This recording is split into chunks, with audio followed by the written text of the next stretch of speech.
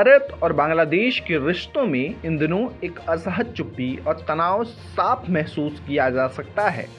दिल्ली से लेकर ढाका तक राजनीतिक गलियारों में बयान बदले बदले से दिखे और सड़कों पर लोगों की भावनाएं पहले से कहीं ज़्यादा मुखर हो गईं।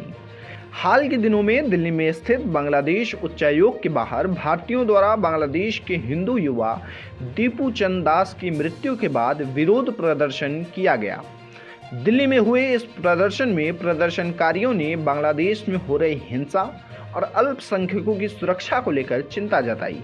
नारे लगे, पोस्टर लहराए गए और एक स्पष्ट संदेश देने की कोशिश की गई।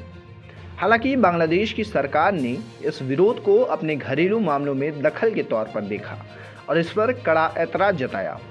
ढाका की प्रतिक्रिया तेज और स्पष्ट थी। बांग्लादेश के अधिकारियों ने कहा कि किसी विदेशी राजधानी में इस तरह का प्रदर्शन उनके देश की संप्रभुता और सम्मान पर सवाल खड़ा करता है। उन्होंने कहा कि बांग्लादेश अपनी आंतरिक मामलों को संभालने में सक्षम है और बाहरी दबाव या सार्वजनिक विरोध से हालात और जटिल हो सकते हैं।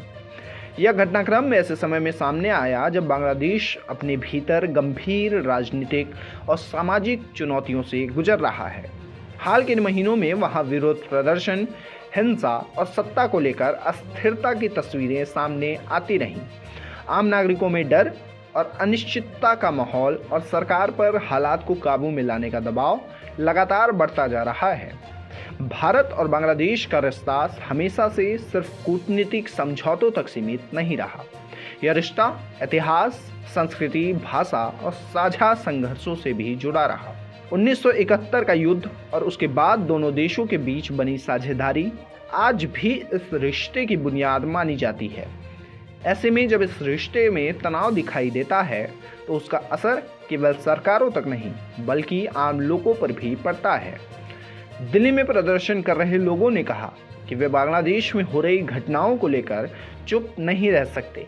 उन्होंने तर्क दिया कि पड़ोसी देश में अगर हिंसा और अस्थिरता बढ़ती है तो उसका प्रभाव सीमाओं के पार भी महसूस किया जा सकता है।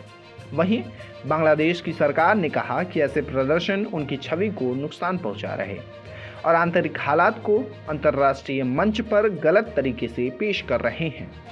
विश्लेषकों ने बताया कि यह टकराव सिर्फ एक विरोध प्रदर्शन तक सीमित नहीं बल्कि यह दोनों देशों के बीच बदलते राजनीतिक समीकरणों का संकेत भी है। बांग्लादेश में सत्ता परिवर्तन और नई राजनीतिक दिशा ने भारत और बांग्लादेश संबंधों में भी अनिश्चितता बढ़ा दी है। वहीं भारत में भी ये सवाल उठ रहे हैं कि पड़ोसी देश में स्थिरता और अल्पसंख्यकों की सुरक्षा को लेकर क्या रुख अपनाया जाना चाहिए।